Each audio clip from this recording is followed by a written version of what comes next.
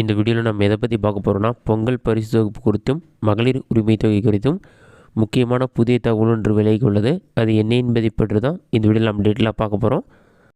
பொங்கல் பண்டிகையை முன்னிட்டு அனைத்து அரிசி குடும்ப அட்டைதாரர்கள் மற்றும் இலங்கை தமிழர் மறுவாழ்வு முகாம்களில் வசிக்கும் அனைவருக்கும் பார்த்தீங்கன்னா ரூபாய் 1000 ரொக்கத்துடன் பொங்கல் பரிசு தொகுப்பு தமிழக அரசு சார்பில் வழங்கப்படுகிறது.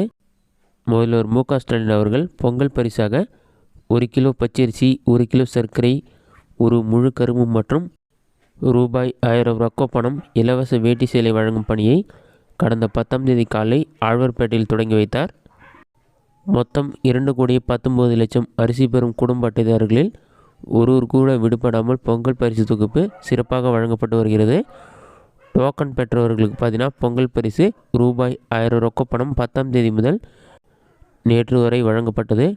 டோக்கன் வழங்கப்படாதவர்கள் மற்றும் அரிசி அட்டைதாரர்கள் விடுபட்டிருந்தால் 14ஆம் தேதி வழங்கப்படும் என தமிழக அரசு அறிவித்திருந்தது. அவர்கள் பார்த்தீங்கன்னா ரூபாய் 1000 ரொக்கம் மற்றும் 1 கிலோ பச்சரிசி, 1 கிலோ சர்க்கரை, முழு கரும்பு ஆகியவற்றை இன்று காலை 8 மணி முதல் மாலை 5 மணி வரை ரேஷன் கடைகளுக்கு சென்று பெற்றுக்கொள்ளலாம் என்று அறிவிக்கப்பட்டுள்ளது.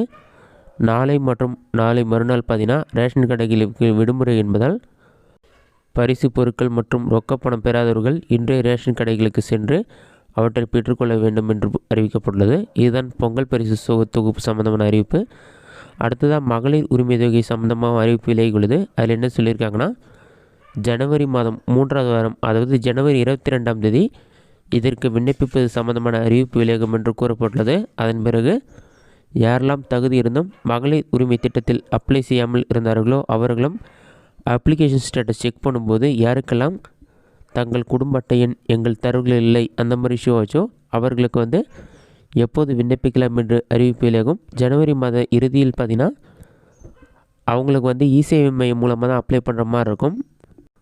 அவங்க அப்ளை பண்ணாங்கன்னா பிப்ரவரி முதல் வாரத்தில் அவங்களோட அப்ளிகேஷன் ஏற்கப்பட்டதை நிராகரிக்கப்பட்டதுன்னு SMS வரும். அதன் பிறகு பிப்ரவரி மாதத்திலிருந்து அவர்களுக்கும் 1000 ரூபாய் உரிமை தொகை கிடைக்கும் என்று கூறப்பட்டுள்ளது. மேல்முறையீடு செய்த 11 லட்சம் பெண்களில் 2 லட்சம் பேருக்கு தான் உரிமை தொகை கிடைத்துள்ளது. விண்ணப்பம் நிராகரிக்கப்பட்டவர்களுக்கு ஜனவரி இறுதிக்குள் எந்த காரணத்தினால அவங்களுடைய விண்ணப்பம் நிராகரிக்கப்பட்டதுன்னு சொல்லிட்டு SMS மூலமாக தெரியப்படுத்தப்படும்னு சொல்லியிருக்காங்க. இதுதான் தற்போது வெளியான முக்கியமான 2 அறிவிப்புகள். இந்த வீடியோ உங்களுக்கு யூஸ்ஃபுல்லாக நினைக்கிறேன். இந்த வீடியோ பிடிச்சிருந்தால் லைக் பண்ணுங்கள். வேறு ஏதாச்சும் டவுட் இருந்தால் கமெண்ட் பாக்ஸில் கமெண்ட் பண்ணுங்கள்.